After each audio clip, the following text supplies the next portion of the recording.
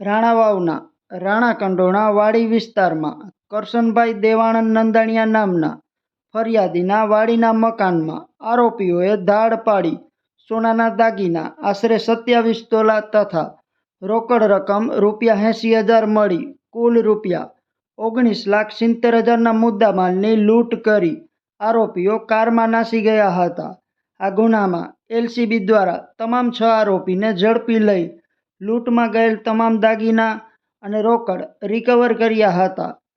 મુખ્ય આરોપી રવિરાજસિંહ જાડેજા દ્વારા કબૂલાતમાં જણાવ્યું હતું કે ફરિયાદી કરશનભાઈના ઘરે લૂંટ કરવાનું તેમજ લોકેશન અને લૂંટમાંથી જે રૂપિયા આવે તેમાં 50% ભાગ આપવાનું ફરિયાદી કરશનભાઈના રાજકોટ રહેતા બનેવી દિલીપ માલદે સાંજવાએ કહ્યું હતું અને દિલીપે રાજકોટ રહેતા પ્રફુલ્લ પ્રભુદાસ ચરાડવાને કહ્યું હતું।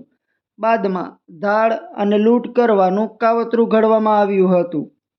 પોલીસે ફરિયાદીના બનેવી દિલીપ તથા સોની પ્રફુલ્લની પણ પોલીસે ધરપકડ કરી હતી તેમજ પોલીસે આ ગુનામાં ધરપકડ કરાયેલ તમામ 8 આરોપીને સાથે રાખી બનાવના સ્થળે રિકન્સ્ટ્રક્શન કર્યું હતું।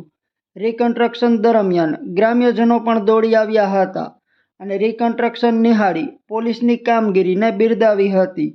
પોલીસે તમામ 8 આરોપીને કોર્ટમાં રજૂ કરી તમામ 8 આરોપીને જેલ હવાલે કરવામાં આવ્યા છે।